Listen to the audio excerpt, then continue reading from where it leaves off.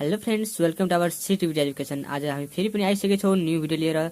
Serving third जुन कि 5th सेमेस्टरमा छ, सर्भिङ थर्डको इम्पोर्टेन्ट न्युमेरिकल लिएर आइसकेको छु। धेरैजना साथीहरू यस्तो क्वेसनमा कन्फ्युजन हुन्छ र कहाँ कन्फ्युजन हुन्छ, केमा कन्फ्युजन हुन्छ, म अगाडि भिडियोमा कुरा गर्ने नै छु। र त्योभन्दा अगाडि च्यानल सब्सक्राइब गर्नुभएछ भने च्यानल सब्सक्राइब गरेर राख्नु र बेल आइकन पनि दबाउनु होला र पढ्ने साथीहरू पनि सेयर गर्नु होला। हेर्नु क्वेसन के छ भने, क्वेसन हेर्नु एकदम राम्रो क्वेसन रहेछ। हेर्नु, a surveyor which to obtain the height of his instrument by observing a staff held upon a benchmark which is at a lower level than the instrument. He takes two observation on the staff, the reading being 3.260 meter and 1.090 meter and the corresponding angle of depression being 9 degree 36 minute and 10 degree 48 minute. Calculate the elevation of the instrument if that the benchmark is 85.658 metre. यति हाम्रो question दिएको छ। Question कुन च्याप्टरबाट रहेछ भने chapter 2 बाट question रहेछ। Question धेरै नै सजिलो छ, धेरै नै राम्रो छ, धेरै नै मिठो क्वेसन छ। यसमा धेरैजना कन्फ्युजन हुन्छ, के कन्फ्युजन छ, कसरी कन्फ्युजन, कहाँ कन्फ्युजन छ, र आज यो भिडियोमा पुरै डिस्कस गर्नेछौँ।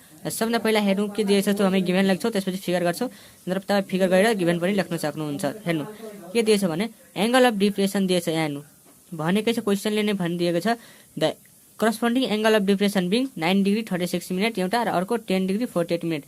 अब एबी कहाँबाट लेख्छ भने अब हेर्नु फिगर बनाउँछु पहिला सबभन्दा। ओके, फिगर बनाउँछु अनि त्यसपछि तपाईँहरू कन्फ्युज हुन्न। हेर्नु अब हेर्नु फिगर के छ भने सबभन्दा पहिला के गर्छ, हामी इन्स्ट्रुमेन्ट फिट गर्छौँ।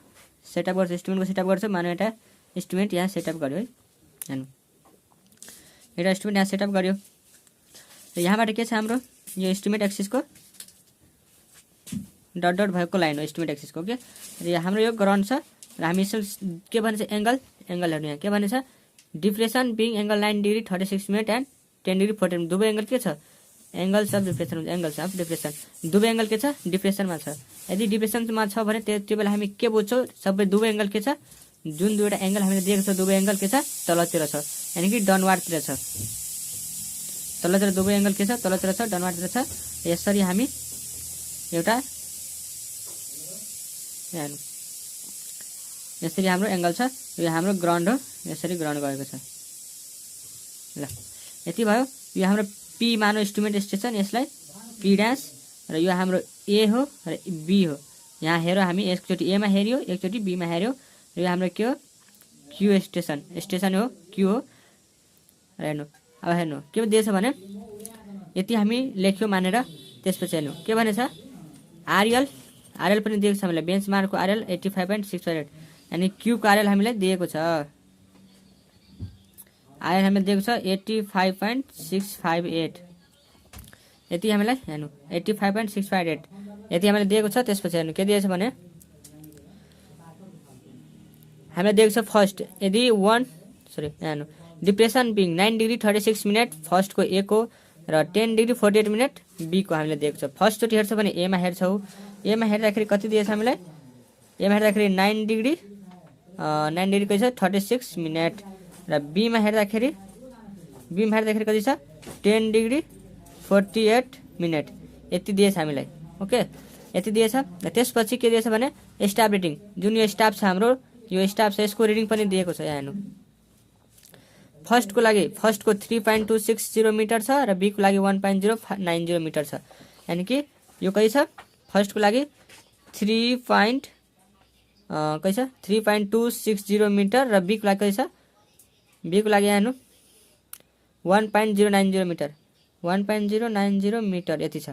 अब हेर्नु यो त हामीलाई रिडिङ दियो, स्टाफ रिडिङ ए र बी को, कहाँबाट पी ड्यासबाट हामी हेरेको जुन स्टाफ रिडिङ छ क्यू स्टाफ स्टेसन छ, त्यहाँबाट हामी कति छ 1.090 मिटर बीमा हेऱ्यो, र त्यस्तै गरी 3.60 मिटर एमा, यति हाम्रो रिडिङ छ। त्यसपछि हेर्नु यो हाम्रो ग्राउन्ड हो। ग्राउन्डदेखि लिएर तपाईँहरू पढ्नुभयो होला, के पढ्नुभयो होला न स्टेडियम मेथडमा के पढ्नुभयो होला, यदि हाम्रो बोथ एंगल डिप्रेसनमा छ, ठिक छ, बोथ एंगल डिप्रेसनमा छ, तो लवर यो आर भने के हो ग्राउन्डदेखि लिएर लवर जुन हुन्छ नि लवर स्टेसनको भ्यालु अफ लवर स्टेसन, यानी कि बी कम छ, कमदेखि लिएर ग्राउन्डसम्म कति हुन्छ हाम्रो आर मानौ, र यो जुन छ यो ए देखि लिएर बी सम्मको के मान्छ हामी स्टाफ इन्टरसेप्ट। स्टार इन्टरसेप्ट भनेको ए देखि लिएर बी सम्म कति डिफरेन्स रहेछ त्यो हामी स्टार इन्टरसेप्ट यस मान्छौँ। त्यसपछि हाम्रो जुन यो छ नर्मल यहाँदेखि लिएर यहाँसम्मको बी सम्मको के छ हाम्रो यो भी मान्छौँ। यो भर्टिकल डिस्टेन्स हो। र यो हाम्रो जुन पी छ इस्टिमेट स्टेसन पीदेखि लिएर क्यूसम्म के मान्छौँ हामी होरिजेन्टल डिस्टेन्स मान्छौँ, जसलाई हामी डीले डिनोटेड गर्छौँ। यति दिएछ हामीलाई। ओके, क्वेसनले यति दिएको छ र यहाँ यसबाट हामी के पहिला निकाल्नुपर्छ र हेर्नु क्वेसन निकाल्ने भने के छ त्यो पनि हेर्नु। यहाँ calculate the elevation of the इन्स्ट्रुमेन्टको इलिभेसन कति रहेछ त्यो हामीलाई निकाल्न भनिरहेको छ। यो हाम्रो यस्तो दिएको छैन, हेर्नु यो यच हो र यस दिएको छैन। अनि कि हामी के निकाल्न भनिरहेको छ भने यो इलिभेसन जुन इन्स्ट्रुमेन्टको इलिभेसन छ यहाँसम्मको आरएल पी ड्यास जुन छ नि पी ड्यासको आरएल कति रहेछ त्यो हाम्रो निकाल्न भनिरहेको छ। त साथीहरू कन्फ्युज हुने कहाँ हो, यही हो। त कन्फ्युज कहाँ हुनुहुन्छ साथीहरू, तपाईँहरू यही हुनुहुन्छ कन्फ्युज। तपाईँहरू के आरएल निकाल्न सक्नुहुन्छ, यहाँको तपाईँ निकाल्न खोज्नुहुन्छ जहिले पनि पीको चाहे क्यूको। तर यसमा के भनिरहेछ इलिभेसन यहाँसम्मको लागि मात्रै आरएल निकाल्नु भनेछ। यदि एच दिएको हुन्थ्यो भने यहाँको निकाल्न भन्थ्यो, तर एच दिएको छैन, त्यसै कारणले यहाँसम्मको मात्रै हामी आरएल निकाल्छौँ। जहाँ साथीहरू यसको सोलुसनतिर अगाडि यो हाम्रो फिगर के को हो, बोथ एंगल के छ are depression, both angle are डिप्रेसनमा छ। त्यसै कारणले हामी यस्तो फिगर बनाएको। र हेर्नु अब यो त बुझ्नुहुन्छ। अब angle of depression at A alpha 1 मान्छ यसलाई, जुन हाम्रो 90:36 मिनट छ एमा। त्यसै गरी angle of depression at B alpha 2 = 10°48 minute, यो पनि बुझ्नुभयो तपाईँहरू। स्टाफ रिडिङ एट ए सम्मको स्टाफ रिडिङ के छ 3.260 metre. Staff reading at B SB यानी कि स्टाफ रिडिङ बी सम्म कति छ 1.090 मिटर। र आरएल अफ बेन्च मार्क छ 856, यो बेन्च मार्कको क्यू आरएल हो। यो क्यू स्टाफ आरएल हो, यति छ। त त्यसपछि के छ स्टाफ इन्टरसेप्ट। स्टार इन्टरसेप्ट भनेको को बुझ्नु भने जुन यो ए देखि लिएर बी सम्मको बिचको डिस्टेन्सलाई हामी यस मान्छौँ। त यस ए के छ यस ए = 3.260, यस बी = 1.90। अप्पर यो भयो लोवर यो भयो, दुईबाट घटायो भने यो एस ए माइनस एसबी गर्छ भने के आउँछ, यो बिचको डिस्टेन्स आउँछ यस आउँछ। त यस कति आयो 2.170 मिटर आयो। यति आइसकेपछि अब हामी के गर्नुपर्छ, पहिला सबैले बेला के गर्छ अब क्यालकुलेसन गर्छौँ। होरिजेन्टल डिस्टेन्स भर्टिकल डिस्टेन्स निकाल्छौँ, होरिजेन्टल डिस्टेन्स र भर्टिकल डिस्टेन्स निकाल्छौँ। हेर्नु होरिजेन्टल डिस्टेन्स भर्टिकल डिस्टेन्स भन्दा निकाल्नुभन्दा अगाडि म तपाईँलाई के हेर्न चाहन्छु, जुन तपाईँहरूलाई इम्पोर्टेन्ट रहेछ। हेर्नु हाम्रो के छ ट्रिग्नोमेट्री मेजरमेन्ट, जुन कि सेकेन्ड च्याप्टर छ 5th सेमेस्टरको सर्भिङ थर्डमा, जसबाट हामी स्टेडियम मेथडको मुभेबल हेयर मेथड एउटा फिक्स हेयर मेथड हुन्छ र अर्को स्टेडियम मेथडमा दुईवटा मेथड हुन्छ, एउटा फिक्स हेयर मेथड एउटा movable hair method. Movable hair मेथडमा केस तीनवटा केस आउँछ, जुन कि हाम्रो फर्स्ट केसमा हुन्छ। फर्स्ट केसमा बोथ एंगल अफ इलिभेसन भएमा होरिजेन्टल डिस्टेन्स फर्मुला यो हुन्छ र भर्टिकल डिस्टेन्स फर्मुला यो हुन्छ। ओके, त्यस्तै गरी केस सेकेन्डमा हाम्रो हुन्छ बोथ एंगल अफ डिप्रेसन भयो भने जुन कि अहिले हाम्रो कुन कन्डिसन छ सेकेन्ड केसको कन्डिसन छ, त्यसमा के छ होरिजेन्टल डिस्टेन्स फर्मुला यो हुन्छ, भर्टिकल डिस्टेन्स फर्मुला यो हुन्छ। तेस्रो कन्डिसन कस्तो हुन्छ भने one angle of elevation and one angle of depression, यानी कि एउटा एंगल इलिभेसनमा एउटा एंगल डिप्रेसनमा। यस्तो कन्डिसनमा के गर्छ हामी फर्मुला होरिजेन्टल डिस्टेन्सको यस्तो फर्मुला हुन्छ र भर्टिकल डिस्टेन्सको यस्तो फर्मुला हुन्छ। यति तपाईँहरू बुझ्नुभयो भने यसबाट क्वेसन सोच्यो भने तपाईँहरू इजिली सोल्युसन गर्न सक्नुहुन्छ। हेर्नु यति बुझ्नुभयो। हेर्नु केस 2 मा हाम्रो जुन केस छ अहिले कुन केसमा मिल्दोजुल्दो छ, केस 2 सँग मिल्दो छ बोथ एंगल अफ डिप्रेसनमा। यदि बोथ एंगल अफ डिप्रेसन मिल्छ भने होरिजेन्टल डिस्टेन्स फर्मुला यो लगाउँछौ र भर्टिकल डिस्टेन्स फर्मुला यो लगाउँछौ। हेर्नु सब तपाईले के गर्छौ नाउ होरिजेन्टल डिस्टेन्स = अब हेर्नु यहाँ के लेख्छौ, हेर्नु यहाँ बोथ एंगल अफ डिप्रेसनको सबभन्दा पहिला हेर्नु नाउ होरिजेन्टल डिस्टेन्स फर्मुलाको सबभन्दा पहिला होरिजेन्टल डिस्टेन्सको डी डिनोट गर्छौ। डी इक्वल के हुन्छ formula S upon tan alpha 2 minus tan alpha 1, tan alpha 2 minus tan alpha 1 जुन कि हाम्रो यस हाम्रो स्टाफ इन्टरसेप्ट हो जुन हामीले दिएको छ।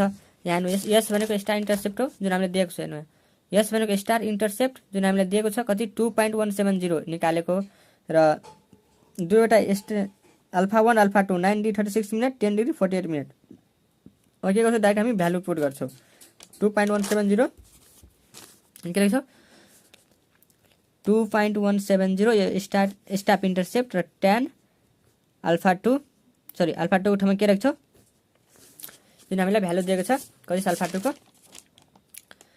2 को भ्यालु छ 10 डिग्री 48 मिनट यहाँ के लेख्छौँ हामी 10 डिग्री 48 मिनट र अल्फा 1 को भ्यालु कति छ माइनस tan अल्फा 1 को 9 डिग्री 36 मिनट 9 डिग्री 36 मिनट यति छ यसले हामी सोलुसन गर्दाखेरि के गर्छौँ क्याल्कुलेसन थिचेपछि हाम्रो कति आयो भने 100.36 मिटर आयो डिस्टेन्स यो के हाम्रो डी हो कुन डी हो यदि हो होरिजेन्टल डिस्टेन्सको कति आयो 100.36 मिटर अब हाम्रो के छ अर्को भर्टिकल निकाल्नुपर्छ भर्टिकल डिस्टेन्स हामी भीले नोट गर्छौँ जुन कि तपाईँ फिगर पनि हेर्न सक्नुहुन्छ हैन फिगरमा होरिजेन्टल डिस्टेन्स यो डी क्यापिटल डी भर्टिकल डिस्टेन्सको भीले नोट गर्छौँ ओके भर्टिकल डिस्टेन्स निकाल्छौँ अब हामी भर्टिकल डिस्टेन्स फर्मुला के हुन्छ त्यही हेर्नु भर्टिकल डिस्टेन्स फर्मुला के हुन्छ अहिले म तपाईहरुलाई हेरेको त्यही हो हेर्नु कुन छ हाम्रो case 2 both angle preparation S into tan alpha 2 upon tan alpha 2 minus tan alpha 1 के लेख्छु यहाँ S into tan alpha 2 upon tan alpha 2 minus tan alpha 1 अब हेर्नु यस भनेको स्टार इन्टरसेप्ट कति छ 2.170 इन्टु tan अल्फा 2 भनेको अल्फा 2 कति छ हाम्रो 10 degree 48 minute upon tan alpha 2 फेरि tan अल्फा 2 भनेको 10 डिग्री 48 मिनट र minus tan alpha 1 tan alpha 1 को भ्यालु छ हाम्रो 9 डिग्री 36 मिनट यसलाई हामी क्याल्कुलेसन थिच्छौँ भने कति आउँछ हेर्नु 19.144 मिटर आउँछ यसको ओके त्यसपछि अब हामी के निकाल्नु पर्छ भने क्वेशनले निकाल्ने के भनेछ भने आरएल निकाल्न भनेछ कहाँको आरएल निकाल्न भनेछ यहाँको आरएल निकाल्न भनेछ जुन कि एलिभेसन हेर्नु यहाँ के निकाल्नु calculate the elevation of the इन्स्ट्रुमेन्टको एलिभेसन सम्मको यहाँसम्मको एलिभेसन निकाल्न भनिरहेछ अब हेर्नु यहाँ क्यू आरएल हामीलाई दिएको छ 85.658 दिएको छ नि हेर्नु यहाँ क्यू आरएल हामीलाई यति दिएको छ भने यसबाट यो प्लस यो गर्छ भने र प्लस भी गर्छ भने के आउँछ हाम्रो यहाँ आरएल आउँछ यहाँको आरएल भनेको के हो यहाँ आरएल हो कि हैन यहाँको आरएल भनेको यो स्टाफ रेटिङ जुन हामी छ स्टाफ छ त्यहाँसम्मको आरएल भनेको यो हो यानी कि यहाँसम्मको आरएल निकाल्नको लागि जुन हाम्रो क्यूब देखि आरएल दिएको छ आरएल अफ क्यूब